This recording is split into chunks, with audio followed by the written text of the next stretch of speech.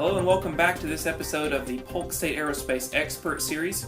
My guest today is Ken Bacheller, accomplished pilot, and we're going to call Ken an aviation expert, and that's why he's part of the Expert Series.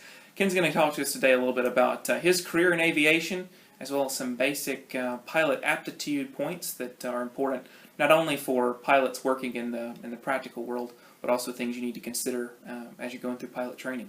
So, Ken, thank you very much for being a part of the Expert Series. My pleasure. Glad to have you here today. Tell us a little bit about what got you interested in aviation. I can tailor that down to my grandfather. He was an avid pilot, aviation enthusiast. Started flying back in the mid to late 30s, little Piper aircraft. And then when I came around and he took me for a first airplane ride, the bug, it bit me hard. My first airplane ride with him was in a Republic CB. Nice. And still a few of those left. There's still a few of those around, and ever since I went flying with him inside there, the bug is. I just knew what I was going to do from that point there, right. And it was just a matter of time. That's funny. My granddad had the same basic story. He had all of his old training books. Mm-hmm. And when I was 10 years old, I had no idea what I was looking at, but I just was fascinated by it. Same basic story. Yeah. But it's cool. So where did you start your flight training progression? Where did it all start at? Flight training started in New Smyrna Beach, Florida, when I was 17 years old. Flying was really cheap back then. I remember I was only paying $17 an hour for a Cessna 152 out of New Smyrna Beach. And you joined the flying club that was there. And $17 an hour. That's wet or dry? That was wet. The instructors there were $6 an hour. Wow. And so I was working at Pizza Hut, and Pizza Hut was what paid for my flight lessons. Wow. Try that today. Try that today. Yeah. Wow. Man. Okay, so that was. At that point, it was pretty much a hobby, right? You're doing it because you wanted to, because your or did you have career aspirations? I had career aspirations at that time, so I knew that's where I needed to start to get my private pilot ticket out of the way, and that's just what I did. It was primarily focused. Back before then, there was a program that was called Education Through Aviation, and some of the old timers might remember. Not saying that I'm old or anything, but there used to be this show was called Room 222, and Room 222 on one of their episodes started talking about this program called Education Through Aviation, and it was a small program to motivate students through aviation to get better grades and so on and so forth. Mm-hmm. Well, that program was implemented when I was in high school, and I had started in that program in high school. Going through the whole thing, and you got a letter grade that was out of it. And basically, that was when I was 16 years old. And then when we moved back to Florida, all I did was just pursue that same avenue. So I actually started working on my private, I guess, when I was 16 years old via the program, which set up the foundation. When we moved back to Florida, that's when I started getting a lot more assertive of getting my private pilot ticket, and I had at 17 years old, and so that's when I went full bore with it. Okay, so what happened after that? How did you, if you had career aspirations when you were 17, you started your private. What was your next career path after that? Next career path after that was going into the Navy. Okay. And I had signed up. I was third generation Navy, and so I knew what I wanted to do in the Navy. Wanted to fly for the Navy, and that's exactly what I did. So I enlisted in the Navy, became what was called a P3 flight engineer, went through flight engineer school, and it was that was the second hardest Navy school, had the second highest attrition rate, the first being nuclear power school. Oh, wow. Navy. So it was easy, is what you're saying. Yeah, it was real easy. Yeah, it had a 70% attrition rate coming out of there. It was a real long school. It was about a 19, 20-week school. Wow, that's enough right there. Yeah, and but it was a goal. I knew I was going to pass it. It was just one of those things. You just stayed focused. You put your game face on, and so that's what I did for 21 years. Was flying as a P3 flight engineer. Did college through that time frame. Put in for my commission as a naval officer. At the time, the downside of that, I would have to say, is you weren't able to get winged if you were past 28 years old. And so I said, okay, I'm fine with that. There was another avenue. So I got out of active duty Navy, affiliated with my reserve unit, still doing the exact same job with my reserve unit, and started proceeding corporate flying after that. Okay. And so I jumped into the corporate flying, paying my dues along the way. Flight instruction, had all my tickets prior to getting out of the Navy, active duty, had all my tickets, had the ATP all out of the way. So just like everybody else back in that day, your progression was you flight instructed until you got your time up for insurance, or your 1,200 hours so your insurance could cover you. Then you went to a 135 outfit, either flying checks or whatever, if you were one of the few lucky ones to get on with the commuter. I didn't go that route. I stayed flying corporate, flying King Airs through the corporate route. The 200, right? In the King Air 200 and the 90s, airplane. pretty much, yeah, the 200 actually, and even the all the 90 series aircraft as well. And then thereafter, the airlines, I had enough time, decided to try the airline route with ValueJet. Everybody knows what ValueJet ended up becoming AirTran back in the early 90s. I decided not to follow through that. I decided that the airline really wasn't my line of work. I enjoyed the corporate culture and so on, and but I started flying for a company 135, doing basic 135 work. It was kind of like airline work, if you want to call that. It was called Vintage Props and Jets out of New Smyrna Beach. Flew all over the Bahamas, all over the state of Florida. At that time, I think I was holding down 3 jobs. I was teaching at a company called Simcom, doing the Navy Reserve thing, and doing the 135 thing out of New Smyrna Beach. And then from there, I progressed, and there was a company called Raytheon Travel Air. Raytheon Travel Air brought me in and introduced me to what we refer to as fractional operation, or the whole fractional side of aviation, which was brand new. That started, I guess you could say it started during the mid-'80s. Okay. And so then from Travel Air... From Travel Air, I was with them for about 7 years. They merged with a company called Flight Options, and I was there. I guess the whole process between Raytheon Travel Air and Flight Options was about 7 to 8 years. I decided to move on. NetJets, one of the founders of fractional ownership, opened up, and I went ahead and jumped in with NetJets. And so you're still there today? And I am still there today. I fly a Falcon 2000 aircraft, fantastic aircraft. Yeah, I know you hate it a lot. Yeah, I really do. You have a tough job. Has a flight attendant that's on it, and what else could you ask for when you have you have good crews. You have flight attendants that are cooking you dinners, while you do transcons between New York and LA. So it's a tough life, right? We all envy you. It's fine. Exactly. Okay, so so the audience will be partially familiar with what fractional ownership is in terms of a business model. Right. But from the pilot's perspective, how does fractional ownership differ maybe from traditional corporate or maybe even airline flying? Okay, from a pilot's perspective, we deal directly with the owners. We are the only ones that have a face-to-face time and actually interact with the owners of themselves. Under 91K is what fractionals are operated under. The owners have operational control of the aircraft contractually, meaning that if the flight is under a 91K, they can come up to the pilot, even though we're going to LA, they can say, hey, I'd like to exercise my 91 rights or 91K rights, and I want to land in Dallas, and I want to hang out in Dallas for so many hours before we go on to LA. And that is their right. And so as far as from a pilot perspective, that's the whole purpose. It's like owning your own, you own the jet at that time. You have operational control over that jet under 91K. As opposed to 135, the company is the controlling authority for that jet. Mm-hmm. And it's the company that's telling you that you're going to take this owner to go from point A to point B without any immediate stops along the way.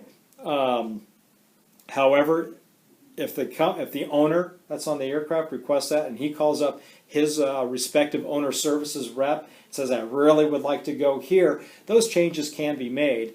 But as opposed to regular corporate and stuff, yes, the flight crews do interact with the owners, but even more so from my perspective of it. Okay.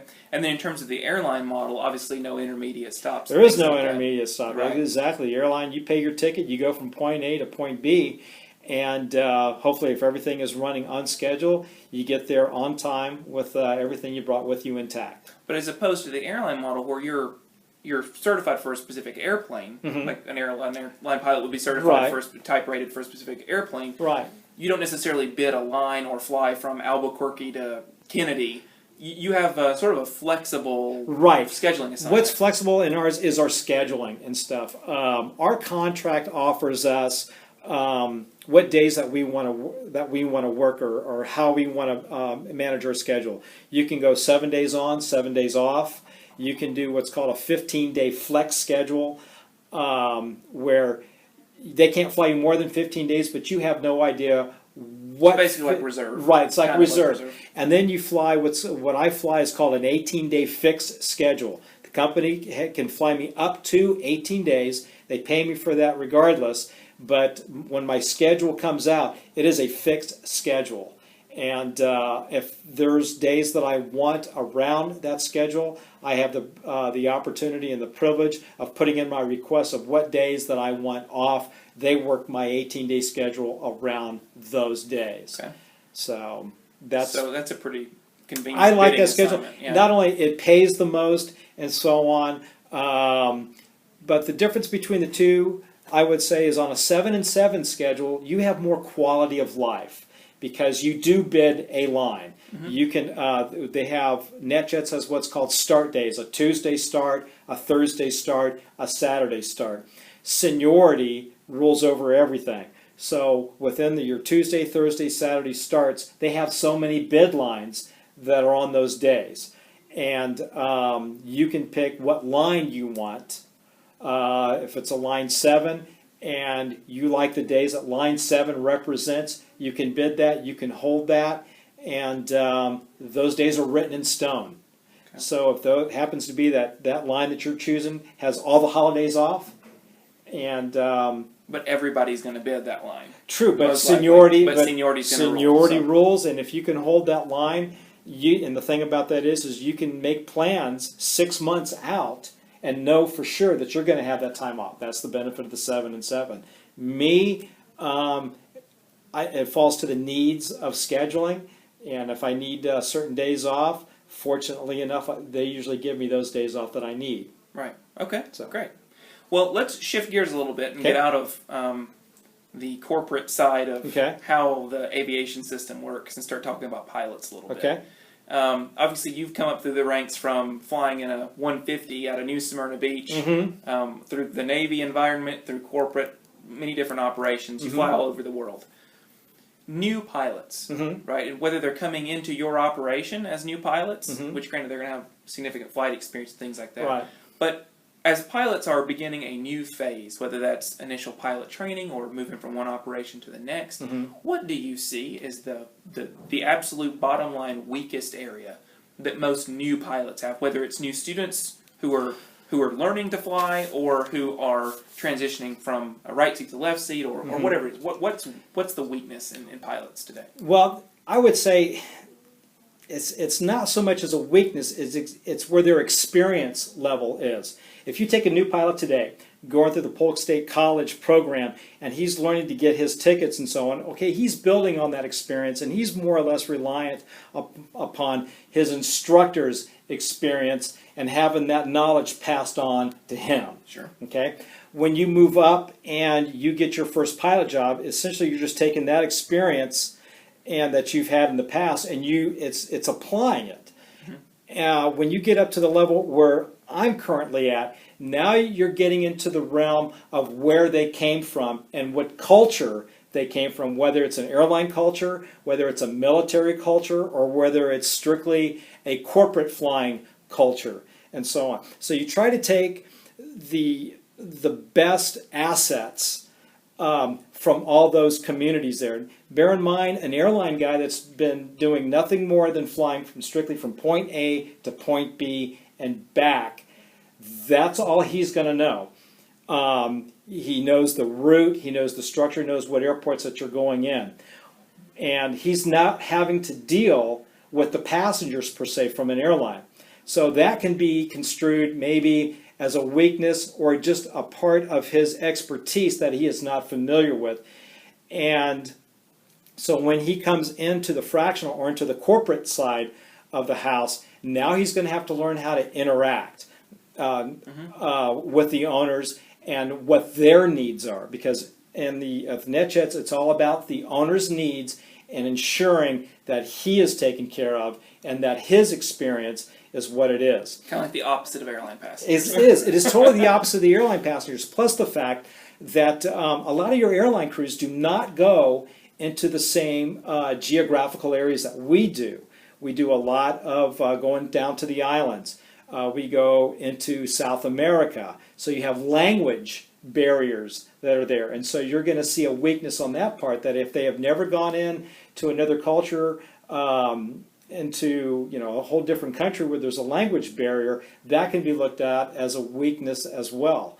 And I would say the other side of that is just when you're going into a mountainous airport and stuff, there are certain things that we look at, and so trying to do the integration and taking their strong points and developing their strong points. And then if there are weak areas in those areas there, take those weak areas that they just haven't been exposed to and bring them into the fold. Okay. And in terms of new pilots, what do you think in terms of pilot training? I know you've got a lot of hours as a CFI, and I know you don't really do primary instruction anymore. But what do you think is the weakest element in terms of the way we're training pilots? And we'll keep that specifically to the civilian world, because the military in the civilian is world, I would say systems of the aircraft and stuff. Because if you look back on some of the incidences that have happened in the past, whether it's corporate or whether it's airline flying, I would have to say systems knowledge and situational awareness is a real big area. A lot of your younger pilots and everything else, they have a good can-do spirit. They have a great attitude. They want to get things done. And sometimes you have to fall back. What I like to use is Clint Eastwood in Magnum Force when he said, man's got to know his limitations. I always fall back on that. And it's realizing what your limitations are as a pilot. And that looking at it from that perspective, knowing your own limitations, that can be a weakness also. And that's one of those things that I try to look out for, because every time I get inside the airplane, I'm looking at who am I flying with, what their experience level is that I'm flying with, and how knowledgeable are they about where we're going, who we're flying, and what the operational points are for that day's flight. Right. What are the goals? Setting the goals of how we're going to accomplish this flight.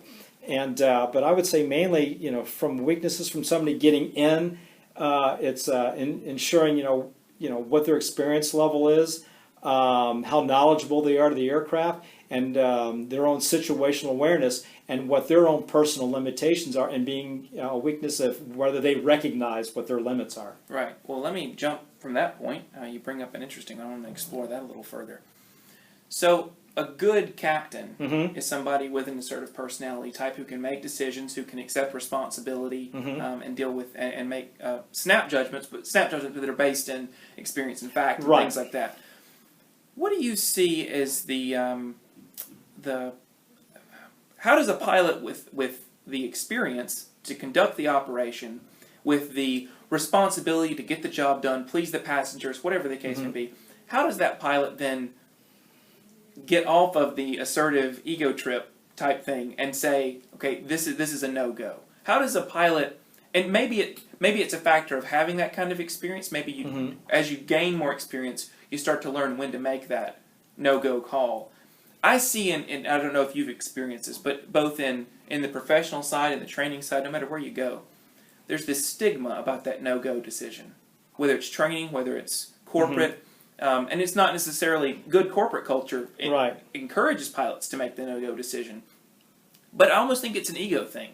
That we sort of second guess ourselves and go, well, no, yeah, I could probably get through that thunderstorm. But you see in accident case studies, pilots basically convince themselves to go. So how does a pilot not do that? How do we prevent that? The biggest thing, when you're talking about certain captains and captains in general, the captain sets the tone in the flight deck. And if you have a third party crew member, a flight attendant, and so on, he sets the tone. As a captain, I've always looked at it, this is a team sport. This isn't, there is no I in team, there is no we in team. If you're a two-man crew or a three-man crew, it's a team sport.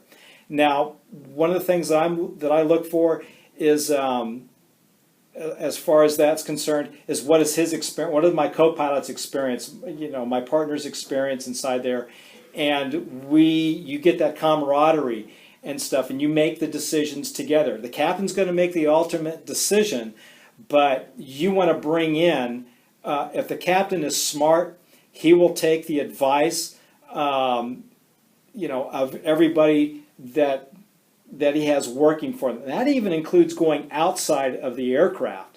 If you need to bring in somebody else in, like the chief pilot or the program manager, if you need to call maintenance and that type of stuff, those are all things a good captain will bring into the fold, instead of just saying, well, it's my flight deck, I'm the captain, I'm the one wearing the 4 bars here, so I will make the decision.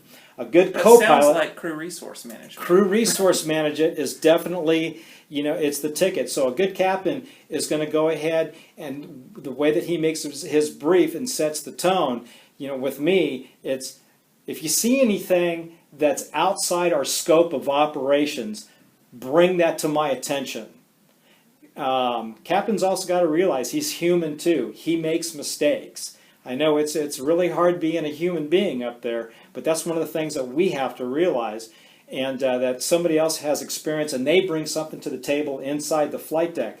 So the whole thing with the assertiveness of a captain, yes, you're gonna want to have a captain that's going to want to get things done. He's going to want to complete the mission and be mission oriented and to complete that. However, if you have a good culture, good company culture, if you have good leadership from above, that also contributes to the team sport thing, to sound judgment and allowing all players to have a say-so on what's going in. Generally, you're going to alleviate that 1 or 2% of the captains that are going to be on their own ego or have their own agenda, and it's not going to detract from conducting the flight safely. Awesome. Well, just tell me, last question. We've talked a lot about corporate operations. We've talked a lot about, we just had a very good discussion about CRM. You personally, and whether it's from company procedures or your own personal gut, how do you assess and manage risks before you ever leave the ground? What's your process? My process starts when I put on the uniform. Believe it or not, when you put on the uniform, you already know what the brief and what you're going out to do. So it's a mindset, and so you're already thinking ahead. Okay, we're here now, and we're taking. This is our destination. What obstacles do I have in that destination? So as soon as you put on the uniform, you already start putting on. You get your game face on. And that's what I'm looking at there. When I get to the FBO, the fixed base operation, now I start putting together the tools that I'm going to need to accomplish the flight. We get a flight release and we start looking over the flight release. Okay, what obstacles are in the way, and what do I need to look for? Even before I go out to the aircraft to make sure the aircraft is airworthy and acceptable for flight and so on, you're doing all your planning.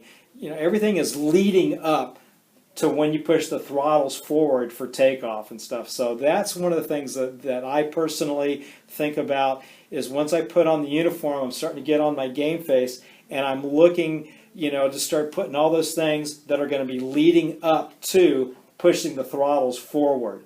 And that's what I, personally do. I'm looking for any obstacles in a way or any setbacks that are going to prevent me to say, hey, is this going to be a showstopper? And basically it comes down to risk management. What do I feel safe with? Can I still operate the aircraft safely and complete the mission at hand?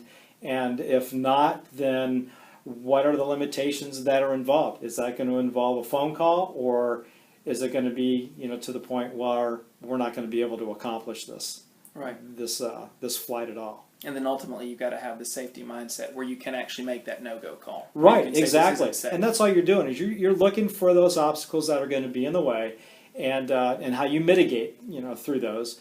And that's exactly the mindset, that I look for. And generally, the captain or whoever you're flying with, he's got the same mindset. You have the one goal, you want to accomplish the goal. Now you're just looking for those obstacles that are going to prevent you from accomplishing that goal and getting our passengers from point A to point B in the most safest professional manner possible.